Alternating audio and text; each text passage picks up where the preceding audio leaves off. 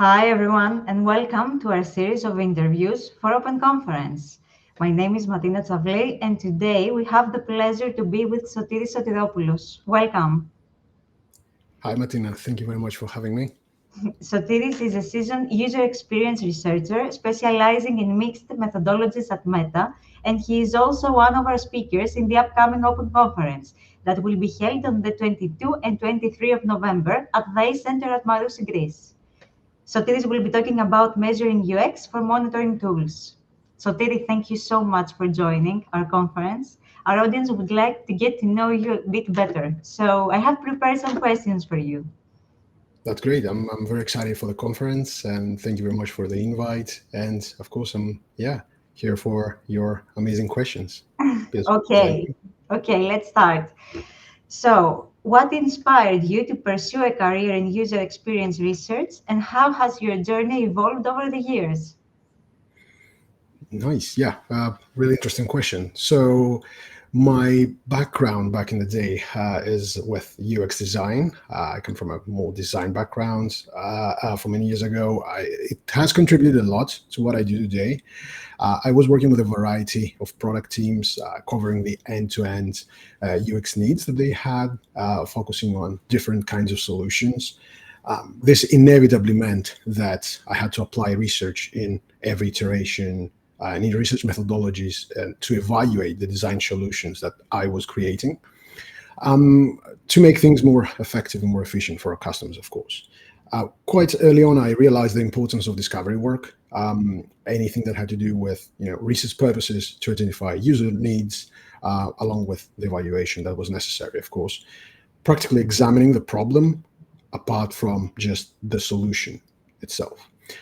Solutions sometimes are quite cheap to produce as long as the problem we're solving is the right problem and we have identified that. But identifying the right problem to solve for our customers and their needs is a really challenging thing to do, and quite often is being overlooked.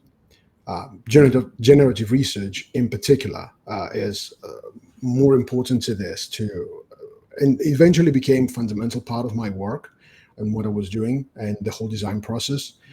And the output was very critical for the team and the product team decisions that they were making. My career path thereafter practically evolved rapidly into user research exclusively.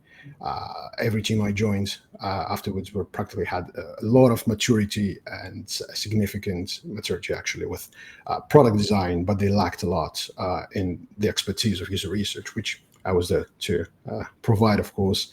And needless to say that my background in design helped me a lot with communicating better with the engineering teams and the designers, of course.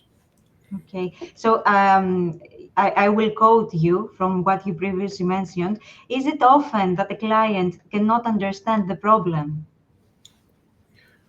cannot This is understand the user experience challenges, and you need to tell them how to solve the problem and to define the problem?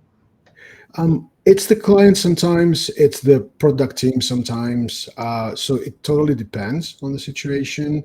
I've been in, team meetings in the past and workshops where many people discuss for 1,000 different problems, and halfway through the conversation, it's apparent that everybody refers to a different problem, and they're trying to create and generate solutions, but for completely different problems all at the same time. So identifying primarily that, okay, we have a list of problems. Which of those problems is our main priority? Which one connects to our KPIs? Identify that and begin solutionizing to this specific problem. And then, of course, iterate on the solutions is quite a fundamental process nowadays, but teams are getting time to get used to, of course. So I understand that this needs continuous improvement, continuous knowledge and change. So what drives your passion for this continuous learning and sharing knowledge with the community? And how has this shaped your professional life? Yes, it's. I think you said it all. It's that iteration aspect of learning, the way that I see learning, at least. This continuous improvement, this persistent and consistent approach to improving my knowledge and my skill set. The same way that research helps improves products. It's two sides of the same coin for me.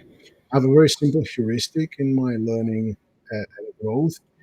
I just reflect to some past work that I've done, some past research, some past study that I previously conducted possibly a few months ago, and I reflect on that and try to find gaps in that, whatever that I could potentially change, something that might be as trivial as changing our user sample or the methodology to triangulate or potentially the communication to my team, and identifying that and going back and making an action for me for the next time that I run this research or similar research to kind of change it to make it better next time helps me a lot in that evolution. So just a reflection and again going back and forth with my previous process and identifying how I can level up.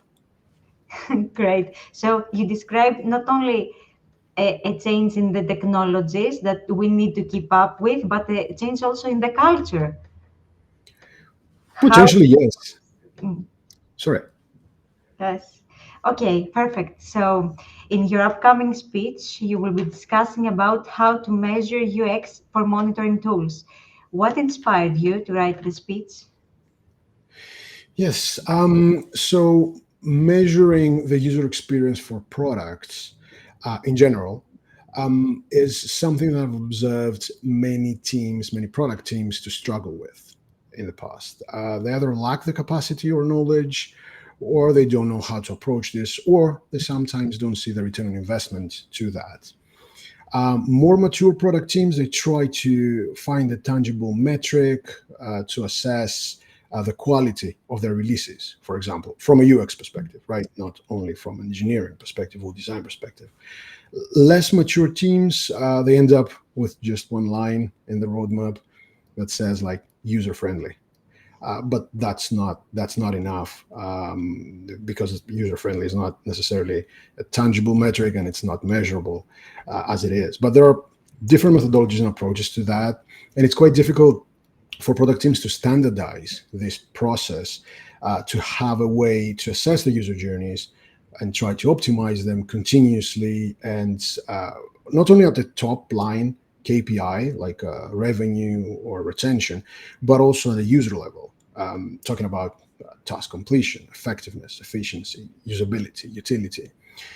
For monitoring tools in particular, as well as with every other similar either back office or infrastructure or B2B enterprise software that are quite similar to that department, is that it's not only usability that's fundamental, it's user productivity that is fundamental, which is like every single minute and every single action that the users take matters and counts. These systems of high criticality, as in monitoring and observability, require a significant level of reaction time, a certain level of information to be acquired from the user, and it's affected a lot by comprehension, by trust, and of course by mental effort. How long does the user take to actually make a decision out of the information they receive from the software or the platform that they use? I feel that these are some of the things that we have been measuring with my team for a long time in our workflows, and I believe that it is something that many other product teams might benefit from. That sounds great. Okay, so that's all for today. Thank you so much for joining us. Thank you so much for accepting our invitation to come to Open Conference. We're delighted and we are waiting to hear your speech live. Everyone, thank you so much for being here. Yes, Sotiri. Thank you so much. Yeah, again for the lovely conversation, and thank you very much for the invite once more. And I'm very excited for the event. Waiting to see you all on the 22 and 23 of November at the ACE Center at Marusi. Thank you.